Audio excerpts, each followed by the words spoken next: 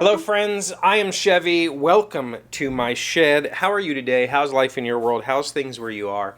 I hope it's all wonderful and fantastic. I had a great day here. It's been beautiful. We had a softball game. And I had the kids this weekend, and I took them out shooting. So this video is already going to be demonetized. I might as well show you what I was shooting this weekend, and we can talk about it, because last time I mentioned guns on this channel, Chris had a question because I said something about having a squirrel rifle, and he said, wait, there's different guns for squirrels? And I realized that some of you don't necessarily know a whole lot about firearms, so I'll give you a little rundown on how this all works. I own 2 rifles, that's it. That's all I need. One for hunting large game and one for hunting small game. I took them out this weekend with the girls. I took out my small game rifle and 2 pistols and taught them to shoot. I don't think I'd ever taken them before. My oldest is 17 and she's been expressing an interest, and my youngest has always wanted to shoot. So we took the little gun. It's fun to shoot, just ping, ping, ping. You can shoot all day long. It's really inexpensive. And the 2 handguns, and they got to go pew, pew. And I screwed this little gun up, and so I'll tell you a little bit about that in a second. But to give you an idea, this is my squirrel rifle. It looks a lot like what you would expect, a rifle to look like if you've only ever played video games or watched cowboy movies. It's a bolt-action 22 caliber rifle. It's pretty big. All right. This actually is I believe it's from 1903. I traced the serial number long, long time ago. But this is a Marlin 22 long rifle, training rifle. This was actually made to train soldiers to shoot. I believe the 308 was the same size as this gun, and it works just like a larger caliber bolt action rifle. And so it's a Model 81, in case you're curious. I believe, like I said, this one was from 1903 or 1908, somewhere around there. Little training rifle. This innocent-looking little thing is my deer rifle. This looks a lot like, your lever-action, pump-up Red Ryder BB gun that maybe you had when you were a kid. It works very similar to that. You pull the lever to eject a round and load a new round, and then you're ready to fire. And if you hold these side by side, this is what's known as a carbine. If you can see, I don't know how well you can tell on the camera, it's about 6 inches shorter than my 22. So this is, if you were to pick these up and look at these, you would say, wow, this is a cute little thing, and this is a much bigger, more imposing looking tool. But in reality, this is what I use to hunt deer. This would be what I would use to hunt any large game, boar, any of those sorts of things. Both of these have peep sights on them because that's what I like. I don't like scopes very well at all. Never gotten used to them. But here's what makes the difference. This big bolt-action sniper rifle looking thing shoots a 22 long rifle. And the 22 long rifle looks like this. This little teeny tiny guy. It's about maybe 1.25 inches long. Has a little piece of lead in it. That's the bullet. Pew pew. Whereas my 30-30, the shorter of the 2 guns, the one that looks like your toy, shoots this.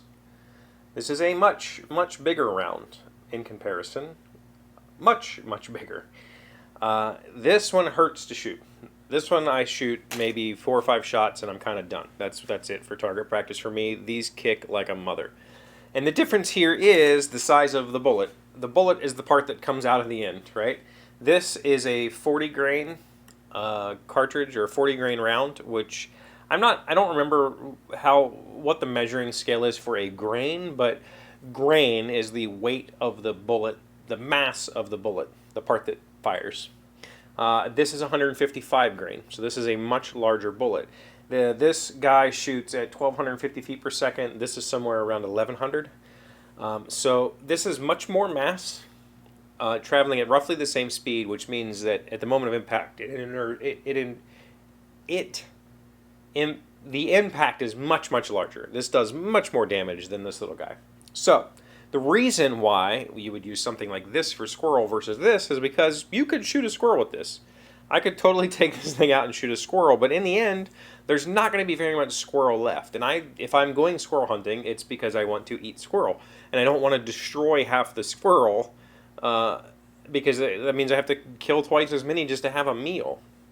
So I'm going to shoot them with a nice little tiny bullet that travels a little bit faster, a little bit of a flatter trajectory. I can aim it a little bit easier.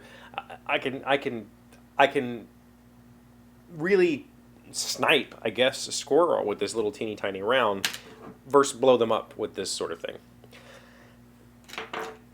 This little guy, not going to kill a deer. I mean, it could, in theory.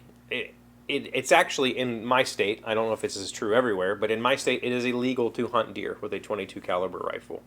The amount of damage that this does is very minimal, and 99% chance you're just going to maim an animal with this. You're not going to be killing a deer or a hog or a person, for that matter. Without a lot of luck or a lot of skill, shot placement, that sort of stuff, you're just going to end up hurting people or hurting deer, and that's why this is illegal, because you're just going to shoot it, it's going to run off, now it's got lead poisoning, now it's got a bleeding flesh wound, it's going to get eaten by coyotes or whatever, and that's just cruel and unusual punishment, and that's why you're going to use a much larger, much more damaging round to hunt deer.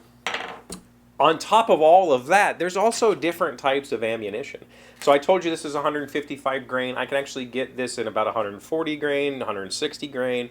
I can get with different charges, so different feet per second, and mass moving faster, inertia, transfer of energy, all that sort of stuff means that the faster this is going, the more damage it'll do on impact, but it also might penetrate deeper, meaning that if this is going fast enough, it could go clear through a deer.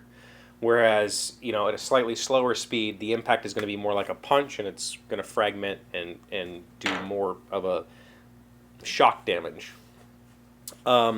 This little guy, I can get all sorts of different rounds, but on top of being able to shoot squirrel, you can also shoot, they make bird shot for these, which is just, it's really not a bird shot. First of all, it's made for almost like scaring pests, right? It's basically like the tip of the bullet is just metal filings, and so it can scatter. The problem is, I took this out to shoot it this weekend, and I shot what's called a CB through it, which is, you're not supposed to, but I've done it in this gun before, and it's always worked fine. This time it did not go so well. A CB is one of these little rounds with a very, very tiny bullet and no powder inside. It's just the little primer charge that fires it. And I was trying to show the kids that it's not scary. Watch, because if you shoot a CB out of this, it basically just goes, and that's about it. It doesn't make very much sound. It doesn't do anything. And now I have a CB round wedged in here, so I have to actually work on this to get that out, because I was being a dum-dum. It happens from time to time. So, same with my Marlin 3030, you can get, this is a round nose, a lead round nose. You can get what's called a full metal jacket, which means that the entire round is covered in either brass or copper, which makes it go through things instead of fragmenting like this would do. When a lead round hits, it kind of sprays, it spreads open. A metal jacketed round will tend to go through things. You can get hollow points, which are a divot carved, which really spreads out when it hits. Hollow points are what you would normally use for self-defense, especially in your home. If you tried to shoot a full metal jacket in your house, sure, you might stop the person that's coming through your house, but you're going to shoot through your house, possibly into your neighbor's house, and that can be very, very dangerous.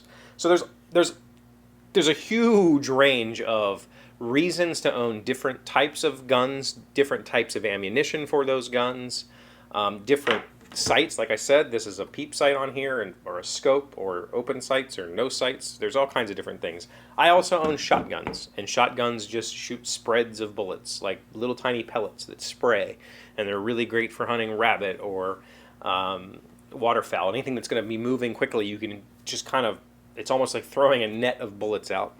I have hunted rabbit with .22, and it works fine also, but they have to be sitting still. It'd be very hard to shoot a rabbit with this while it's running. So there you go, a little primer on the differences between between guns. And yes, I have specific guns for specific situations, and that's what they're for. These aren't toys to be played with or whatever. This would be the closest thing I have to a toy, because it's like I said earlier, it'd be very hard to kill somebody with this, but it's very inexpensive to shoot. I can get like 50 rounds for maybe $6 or something like that, so you can just go out and shoot and just have fun. And at the same time, you're learning the mechanics of trigger pull, you're learning breathing mechanics, you're learning how to use the sights, you're learning the whole process of shooting, and it's not costing you an arm and a leg, and it doesn't hurt your shoulder like that guy does. So there you go. If you have any questions, if you're curious, let me know in the comments. I hope that brought you up to speed, Chris, on why I have different types of weapons. Thank you for being here as always. Thank you for liking, commenting, subscribing, being amazing friends and wonderful people. I really appreciate you. And I'll see you again tomorrow. Today's word you should know to sound smart is foible. It is a noun meaning a small flaw, weakness, or defect. For all his flaws and foibles, Richard Nixon was perhaps the most effective president on foreign policy in the 20th century.